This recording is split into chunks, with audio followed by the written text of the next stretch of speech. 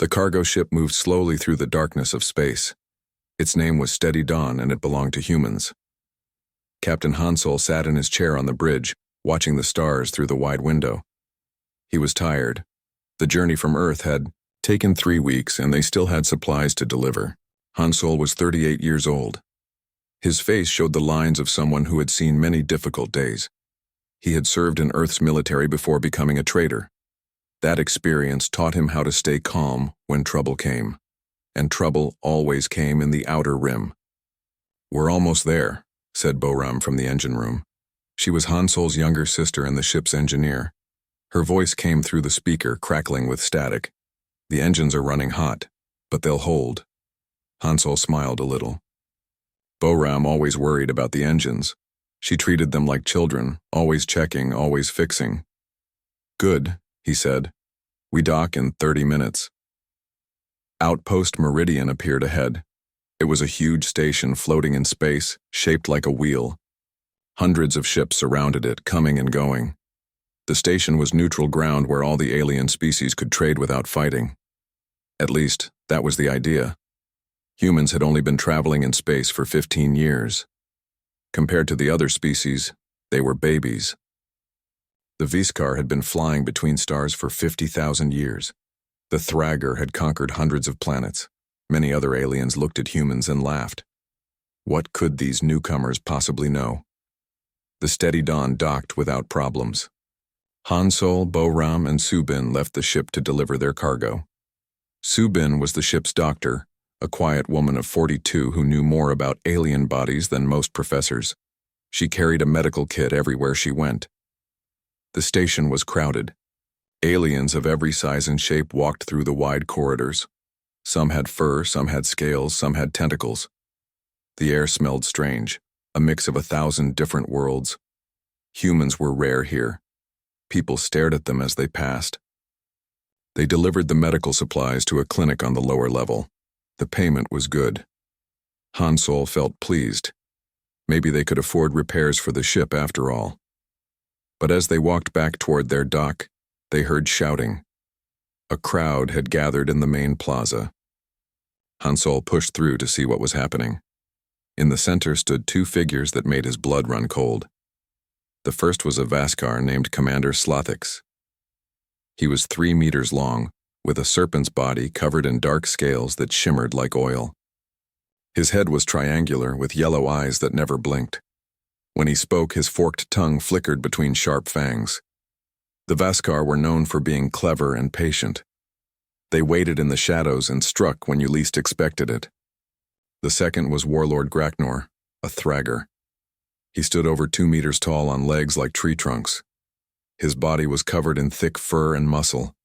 His face looked like a bear's, but meaner, with small eyes that burned with constant anger. The Thragar never backed down from a fight. They charged straight at their enemies and crushed them. "The mining sector belongs to my people," Slothix hissed. His voice was soft but sharp, like a knife sliding from its sheath. "We have claimed it properly, according to galactic law. Your claim means nothing," Graknor growled. "The Thragar have conquered that space. It is ours by right of strength." "This is why we need a council decision," said a third voice. An official from the Galactic Council stepped between them. She was a small bird-like alien with blue feathers. "If you cannot agree, there will be war. War disrupts trade. War costs money. War hurts everyone. Then let there be trials." Slothix suggested. 3 tests. Whoever wins 2 out of 3 controls the sector. Graknor snorted, a sound like thunder. "Agreed. We will crush you in combat." The council official looked relieved. "Very well. The trials will begin in 1 week. 3 challenges: endurance, strategy, and combat. May the best species win." The crowd started to break up. Boram tugged on Hansol's sleeve. "Let's go. This isn't our problem." But Hansol didn't move. He stared at the 2 alien leaders, thinking. Earth had a small trading station in that sector. If war came, humans would lose everything they had built there. And if either the Veskar or Thragar took complete control, they would charge whatever prices they wanted. Smaller species would suffer. Wait, Hansol called out. His voice was not loud, but it carried. The crowd turned to look at him. I have a proposal. Slathix's yellow eyes fixed on him. A human? What could you possibly offer? Hansol walked forward calmly. Subin whispered for him to stop, but he ignored her. He stood before the two massive aliens, looking small and weak by comparison. But he did not look afraid. Make it 3, Hansol said. 3 competitors instead of 2. Let humanity enter the trials as well. For a moment, there was silence. Then laughter exploded from the crowd. Aliens of every species pointed at Hansol and laughed until tears ran down their faces. Even some humans in the crowd looked embarrassed. Graknor laughed so hard his whole body shook. You? You think you can compete with us?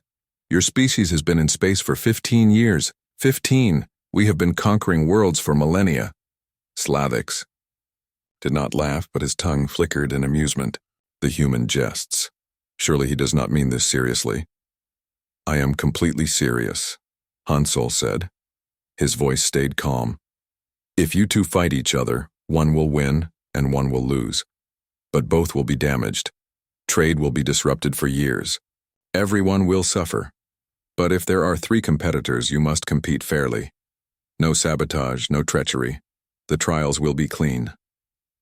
The council official tilted her head, considering. He makes a valid point. 3-way competition would ensure fairness. But humans will lose immediately, Slathix said. They have no chance. Then you have nothing to fear, Hansol replied. Let us try.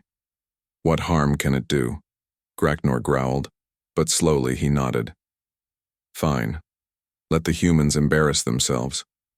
It will be amusing, Slathix hissed softly, his version of a sigh.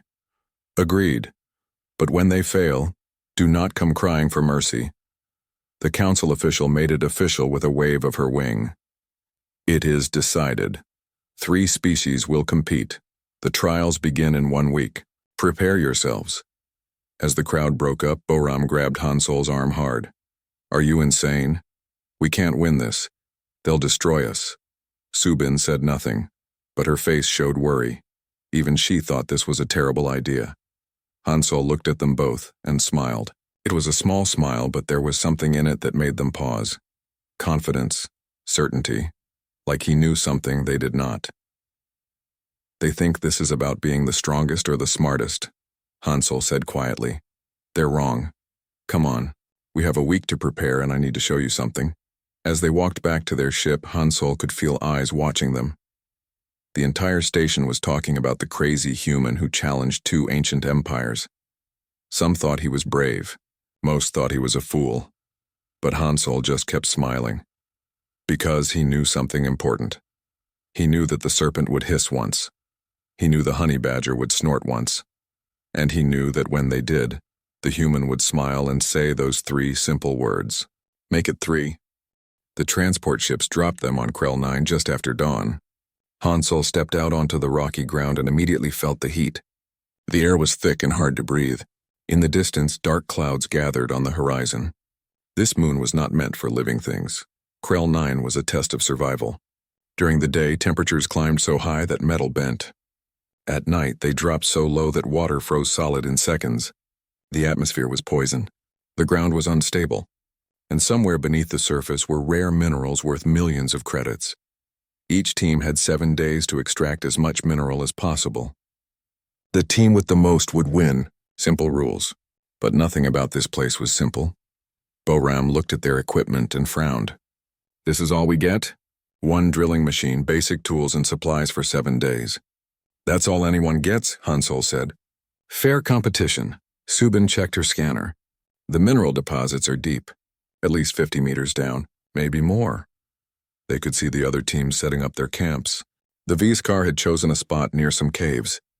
Their equipment looked advanced, all smooth metal and blinking lights. Commander Slathix moved between his workers, giving orders in his hissing language. The Thrager had set up in an open area. Their camp was loud with the sound of heavy machines. Warlord Graknor stood watching his team work, arms crossed over his massive chest. Even from a distance, he looked confident. The human camp looked small and poor by comparison.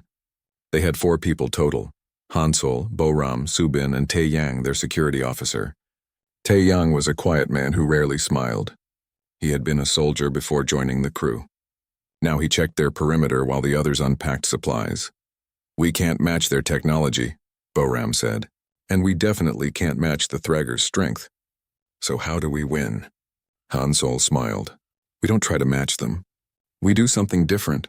"Subin, what can you tell me about this place?" Subin pulled out her scanner and studied the readings. "The atmosphere has high levels of nitrogen and sulfur. Dangerous for most species. But there's something else.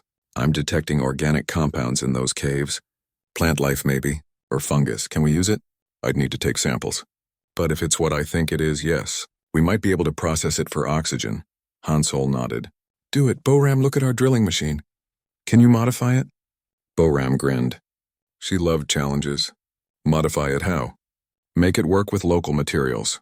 I don't want to depend on our supplies. If we run out, I want to be able to keep going." The work began. While the Viskar set traps around their camp and the Thragor started drilling with their massive machines, the humans did something unexpected. They explored. Subin found the fungus in the caves just as she suspected. It grew in thick clusters on the cave walls, feeding on minerals in the rock. She took samples back to camp and began running tests. By nightfall, she had figured out how to process it.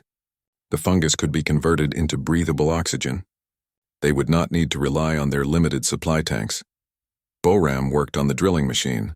She took it apart, studied every piece, and then put it back together with modifications. She used local rock to reinforce weak parts. She rigged the power system to run more efficiently. It was not pretty, but it worked better than before. Hansol and Tae Yang scouted the area. They noticed something interesting. Both the Viskar and Thragor had chosen their drilling sites based on the first scans they had taken. But those scans were surface level only. Hansol climbed to higher ground and looked at the land differently. He saw patterns in the rock, signs of old volcanic activity. He found a spot that no one else had noticed. The readings there were stronger. "We drill here," he said. The first 3 days passed quickly. The Viskar worked at night using the cold and darkness to their advantage. They moved silently, drilling precisely. The Thragor worked around the clock in shifts, never stopping. Their machines roared constantly. The humans worked steadily during the day and rested at night. They seemed to be falling behind. The galactic observers watching through cameras shook their heads.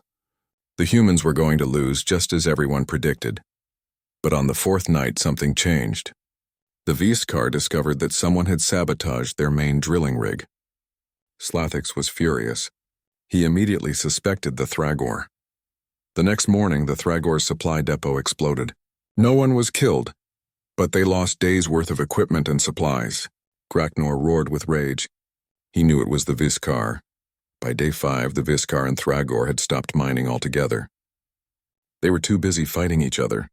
The Viskar set traps. The Thragor charged through them. Machines were destroyed. Workers were injured. The entire trial descended into chaos. The humans kept working. They had not bothered either team. They had not set any traps or sabotaged anything. They simply drilled, deeper and deeper, following the mineral vein that Hansol had found. On day 6, disaster struck the human camp. Boram was deep underground checking the drill when part of the tunnel collapsed. Rocks fell, blocking the passage. She was trapped.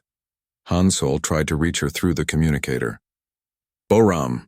Can you hear me? Static." Then her voice came through, strained but alive. "I'm okay, but I can't get out. The rocks are too heavy." They had no heavy equipment to move the rocks.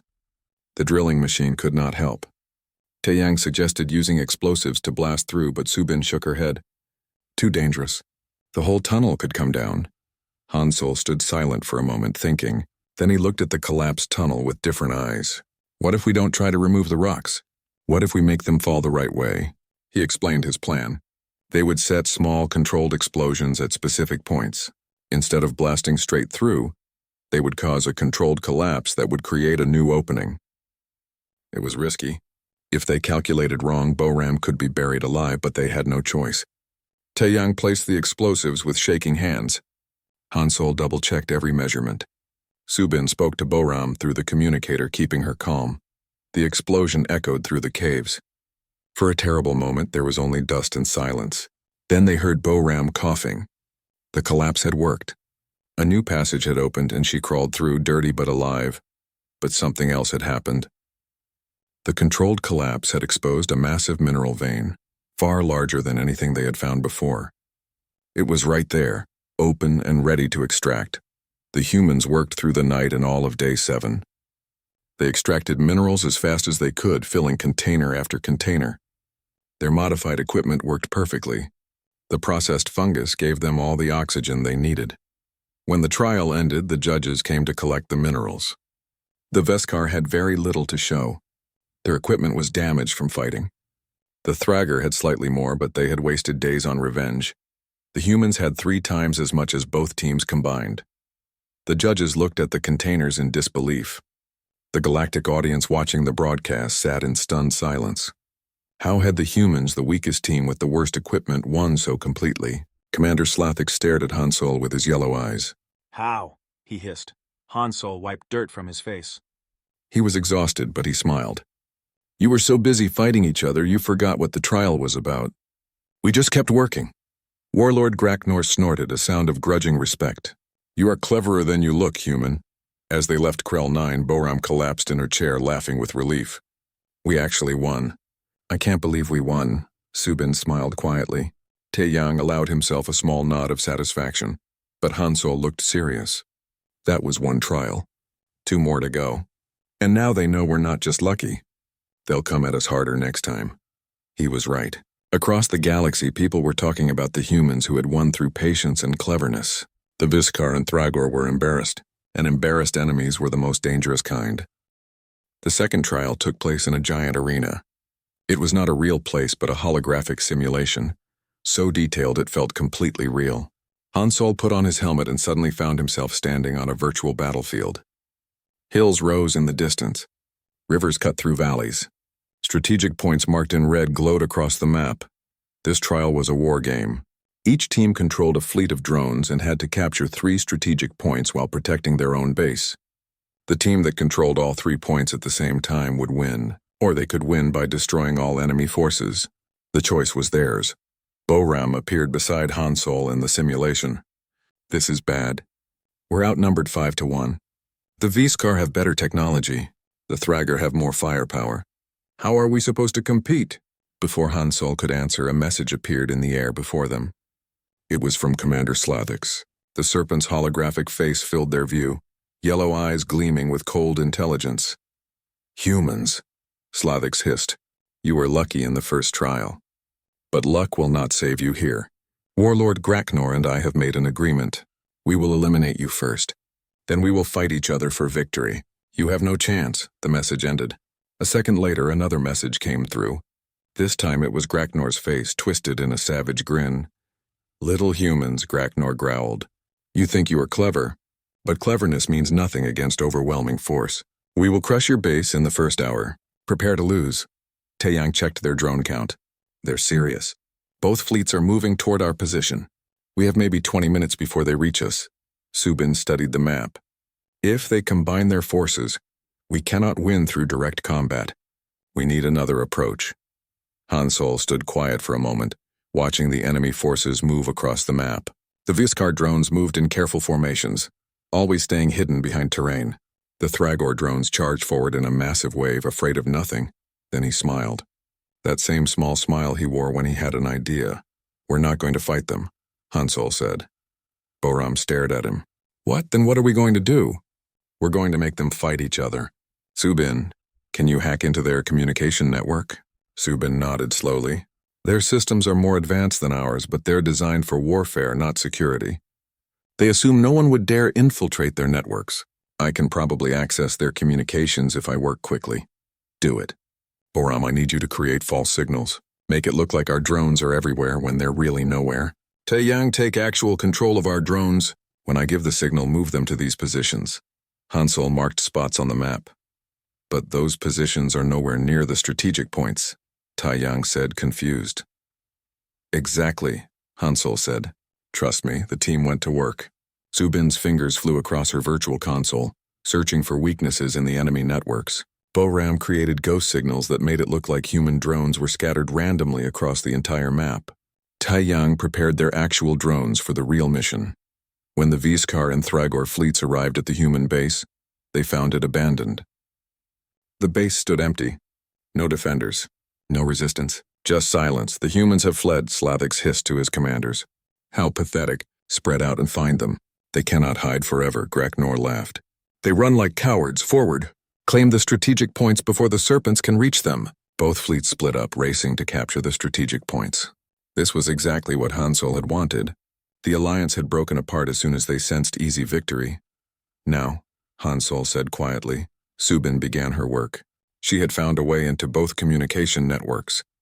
Now she started sending false messages. To the Vaskar commanders, she sent intelligence reports suggesting that the Thragor were secretly planning to betray them. The reports looked real, complete with drone positions and attack formations. To the Thragor commanders, she sent different messages. These showed Visikar drones moving into ambush positions, preparing to strike once the Thragor reached the strategic points. Both messages were lies, but they were believable lies. Commander Slathix read the intelligence reports and his eyes narrowed. The Thragor planned to betray us. I knew we could not trust them. All units defensive positions. Prepare for their attack. Warlord Graknor saw the Viskar drones changing formation and growled. They prepare to ambush us. The Serpents were planning betrayal all along. All units attack now. Show them our strength. The Viskar saw the Thragor charging toward them and thought it confirmed the intelligence reports. They opened fire. The Thragor saw the Viskar firing and roared with fury. They charged harder, weapons blazing.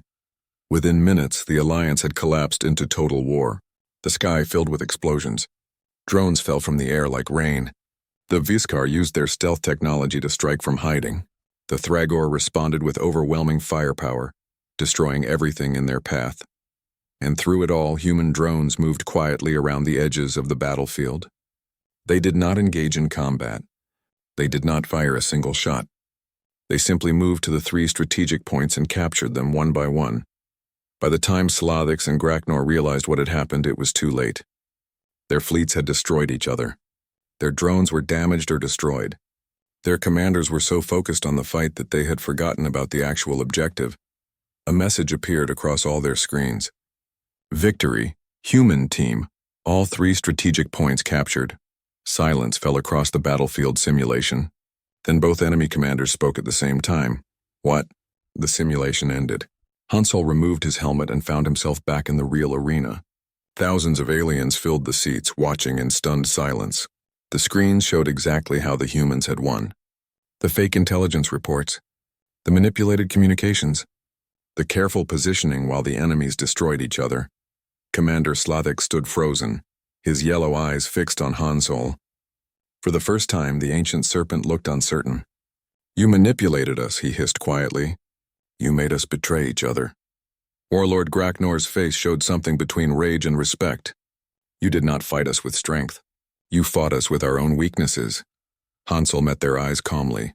You were so certain you were superior. You never considered that we might understand you better than you understand yourselves. The Viskar distrust everyone. The Thragor expect betrayal in battle.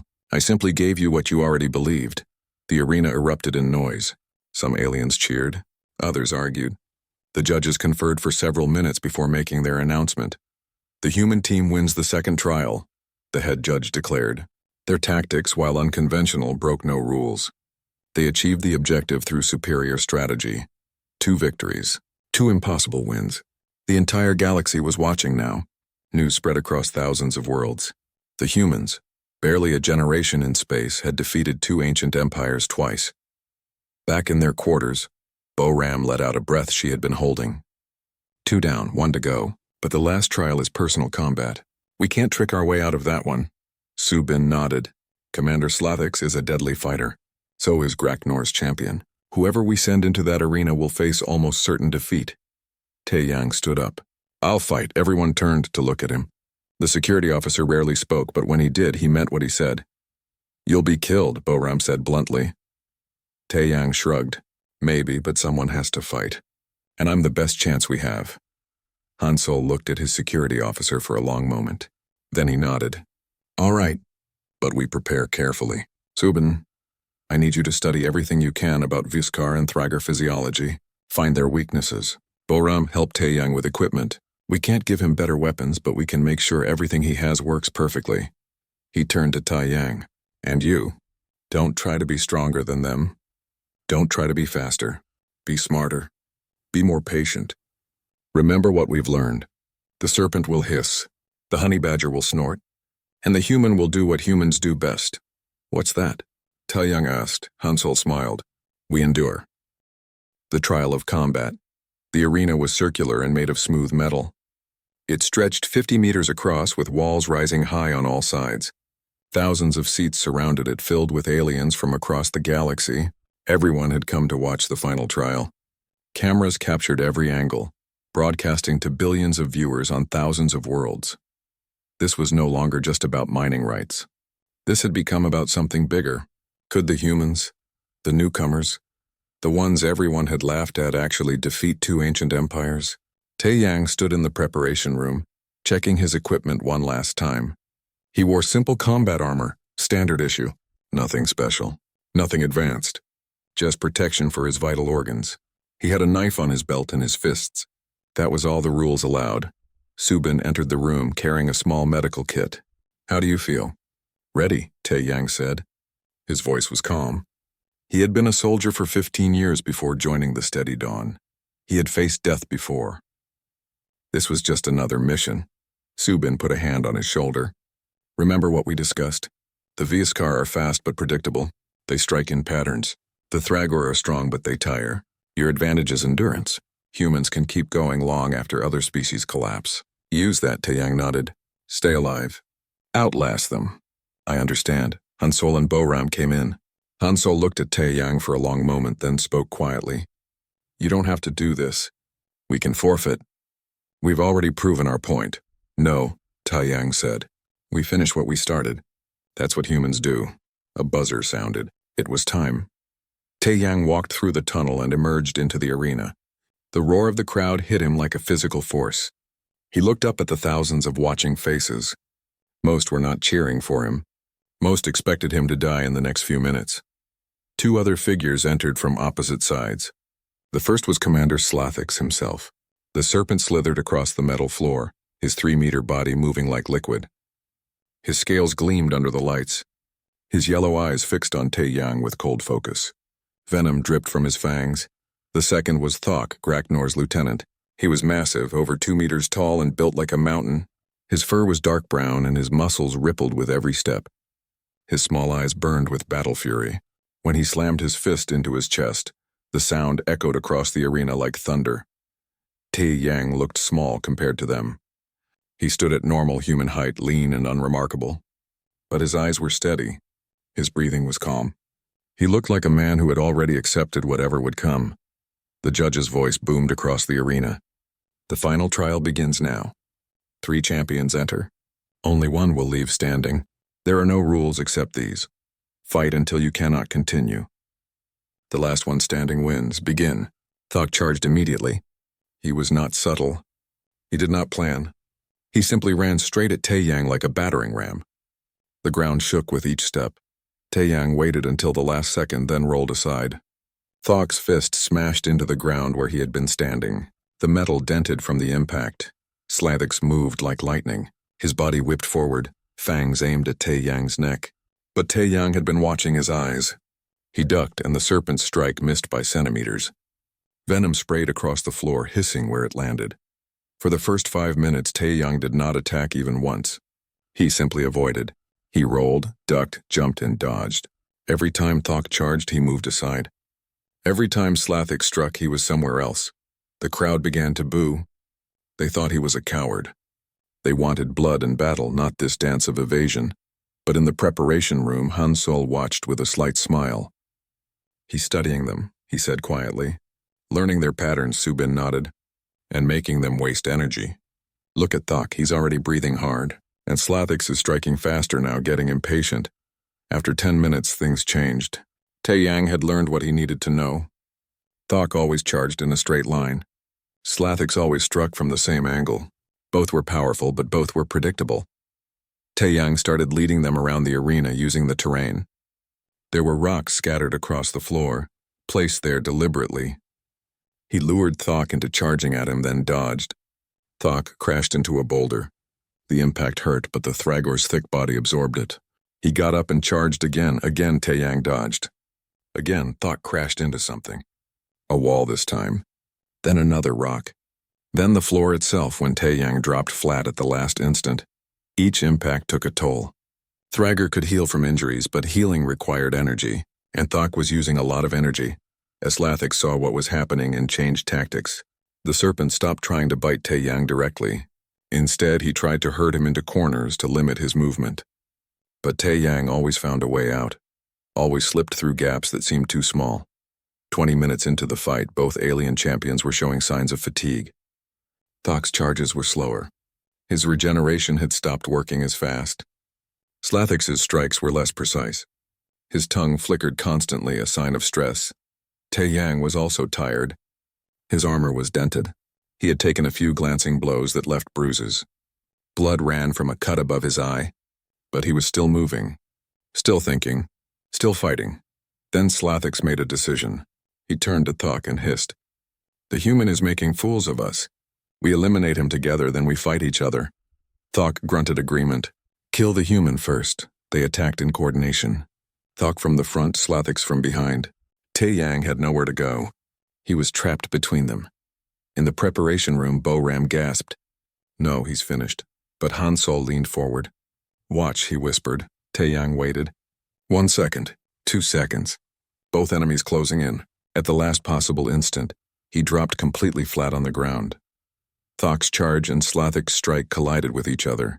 Venomous fangs sank into Thok's shoulder. Thok's massive weight crashed into Slathix, throwing the Serpent backward. Both champions screamed. Thok staggered, venom spreading through his body. Slathix was pinned under Thok's weight, hissing in pain. Taeyang rolled to his feet. He grabbed a knife from his belt and moved fast. He drove it through Slathix's tail, pinning the Serpent to the ground. Slathix could not escape without tearing his own body. Then Taeyang turned to Thok. The Thragor was trying to stand, but the venom made him clumsy. Taeyang had noticed something earlier. Thok had injured his right knee in one of his crashes. It had healed, but not completely. That was the weak point. Taeyang struck with precise force. His fist hit the injured knee. Thok's leg collapsed. The massive Thragor fell like a tree, crashing to the ground. He tried to get up, but his leg would not support him. The venom and exhaustion had taken too much. Slathix struggled against the knife, pinning him, but he could not break free without causing himself terrible injury. His yellow eyes stared at Taeyang with something like disbelief. Taeyang stood in the center of the arena, breathing hard.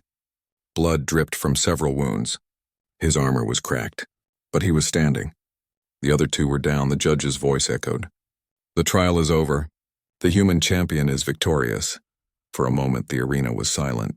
10,000 aliens stared in shock. Then someone started clapping. Then another. Then a roar of applause swept through the crowd. It was not just humans cheering. Aliens of every species were on their feet, shouting their approval. They had witnessed something remarkable. A small, weak, unremarkable human had defeated two of the most powerful warriors in the galaxy. Not through tricks. Not through luck. Through pure determination and refusal to quit. Medical teams rushed into the arena to help the injured champions. Thok would recover. Slathix would recover. But their pride was wounded deeper than their bodies.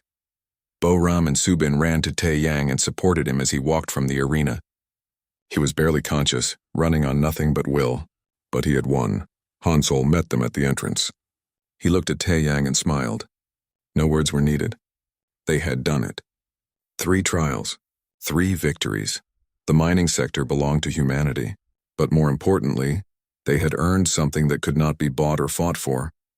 They had earned respect. Across the galaxy, in homes and bars and government buildings, billions of beings watched the broadcast. And they all learned the same lesson. Never underestimate humanity, because when the serpent hisses once and the honey badger snorts once, the human will smile and make it 3. And somehow, impossibly, the human will win. 6 months had passed since the trials ended. The mining sector was operating smoothly under human management. Ships came and went, carrying precious minerals across the galaxy. Earth's presence in space had grown stronger. Other species now treated humans as equals rather than curiosities. The Steady Dawn docked at Outpost Meridian once again. Hansel walked through the same corridors where the trials had begun. But everything felt different now. Aliens nodded to him in respect as he passed. Some even stopped to shake his hand, a human custom they had learned. Boram was with him, carrying a datapad full of technical specifications. She had been invited to speak at the Galactic Engineering Conference. Universities across dozens of worlds wanted to learn about human problem-solving methods. It still feels strange, Boram said. 6 months ago they were laughing at us. Now they want us to teach them. Hansel smiled. People respect what they understand. We helped them understand humans. They were heading to a ceremony. The Galactic Council was dedicating a memorial to the trials. It would honor all 3 species that competed. Hansel had been asked to speak at the unveiling. When they arrived at the ceremony hall, Hansel was surprised to see who was waiting. Commander Slathix stood near the entrance, his serpent body coiled elegantly. Next to him was Warlord Graknor, looking as massive and dangerous as ever. Hansel approached them carefully. He was not sure how they would react. They had lost the trials. Their pride had been damaged. Some species never forgave defeat, but Slathix's yellow eyes held something unexpected. Respect. Captain Hansel, the serpent hissed. His voice was different now. Less arrogant, more thoughtful. I have been waiting to speak with you. Commander, Hansel replied. I'm listening. My people have existed for 50,000 years, Slathix said. In all that time we have relied on cunning and patience. We believed these qualities made us superior. But you taught us something important. Cunning without adaptability is brittle. It breaks when faced with the unexpected. He paused. I came to offer a trade alliance between the Viskar and humanity. Hansel was genuinely surprised. An alliance? We have much to learn from each other, Slathix said. Your species thinks differently. That difference has value. Before Hansel could respond, Graknor stepped forward, the Thragor's small eyes fixed on Hansel. The Veskar are not the only ones who learned, Graknor growled. My people respect strength above all. We thought strength meant only physical power. But your warrior Taiyang showed us different strength. The strength to endure. The strength to refuse defeat. This is true power. He crossed his arms. The Thragor offer military cooperation with humanity. You fight differently than we do. Together we would be formidable. Hansel looked at both of them, these leaders of ancient empires. 3 species that had started as enemies were now standing together, talking about working together. It was remarkable. I accept both offers, Hansel said, but on one condition. We work as equals. No one species is superior to the others. Slathix and Graknor looked at each other, then both nodded. Equals, Slathix agreed. Equals. Graknor repeated. The ceremony began. Thousands of beings filled the hall. The memorial was unveiled. A beautiful sculpture showing 3 figures, a serpent, a bear, and a human. They stood together, not competing but united. The inscription beneath read simple words. Strength comes not from standing alone, but from standing together. When it came time for speeches, Hansel walked to the podium. He looked out at the crowd. He saw Subin sitting with other doctors comparing notes on xenobiology. He saw Taiyang standing with military officers from a dozen species, all treating him as a respected equal. He saw Boram talking animatedly with engineers sharing ideas. 6 months ago, Hansel began. We stood in a plaza not far from here. 2 great empires were about to go to war. Everyone expected bloodshed. Everyone expected destruction. Instead, something different happened. We competed, we fought, and in the process we learned about each other. He gestured to the memorial. This sculpture shows 3 species. We are very different. The Viskar are patient strategists. The Thragor are fearless warriors. Humans are adaptable survivors. Alone, each of us has weaknesses. But together we balance each other. We make each other stronger. The crowd listened quietly. Even the usually restless Thragor were still. Many of you asked me how we won the trials, Hansel continued. The answer is simple. We did not try to be something we were not. We did not pretend to be stronger or smarter or older. We simply used what we had. Human determination, human adaptability, human refusal to give up, he paused. But we also learned from our opponents. We learned strategy from the V-Scar. We learned courage from the Thragor. That is what makes us stronger together. We teach each other. We learn from each other. We grow together. The applause was thunderous. Hansol stepped back from the podium and returned to his seat. After the ceremony, the crew of the Steady Dawn gathered in a quiet corner of the station. They had been offered many things. Subin had been invited to join the Galactic Medical Consortium. Boram had multiple job offers from engineering firms. Tai Yang had been asked to teach at military academies. Even Hansol had been offered a position on the Galactic Council. So what do we do? Boram asked. Do we split up? Take these opportunities? Hansol looked at his crew, his sister, his friends, the people he had trusted with his life. That's up to each of you. These are good opportunities. Life-changing. I won't hold anyone back. Subin spoke first. The consortium wants me to share human medical knowledge. I can do that while still serving on the Steady Dawn. I'll accept, but I'm not leaving the crew. Boram grinned. I can consult with engineering firms remotely. Someone needs to keep the ship running anyway. I'm staying, Taeyang shrugged. I signed on as security officer. That job isn't finished. I'll teach when we're docked. Otherwise, I'm here. Hansol felt warmth in his chest. Pride, gratitude. Then we continue. Together. The Steady Dawn keeps flying. We take contracts. We explore. We represent humanity in the galaxy. But we do it our way. Later that night, Hansol stood on the observation deck of the Steady Dawn, looking out at the stars. The ship was preparing to leave. They had a cargo run to a distant system. Nothing dramatic. Just regular work. But that was good. Not every day needed to be historic. Boram joined him at the window. So, she said, what do you think happens next? Hansol considered the question. Out there beyond the station, the galaxy stretched infinite and full of possibilities. Humanity had proven itself. But that was just the beginning. There were still thousands of species to meet. Thousands of challenges to face. Thousands of opportunities to explore. Next? Hansol smiled. Next, we keep doing what humans do best. We adapt, we persist. We explore. We make friends and face challenges. We probably get into trouble. Definitely get into trouble, Boram agreed with a laugh. And when we do, Hansol continued, when the serpent hisses once and the honey badger snorts once, when everyone thinks the situation is impossible. Boram finished the thought. The human smiles and makes it 3. Exactly, Hansol said.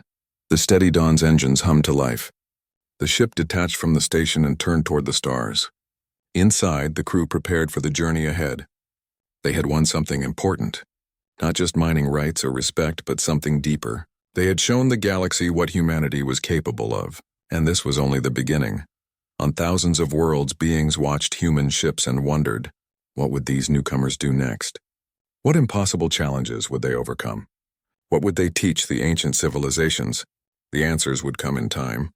But one thing was certain. Humanity had arrived in the galaxy, and the galaxy would never be quite the same again. Because when you have been flying through space for 50,000 years, you think you have seen everything. You think nothing can surprise you. You think you know all the ways that beings can solve problems or face danger or achieve victory. And then you meet humanity, and they show you something you never expected.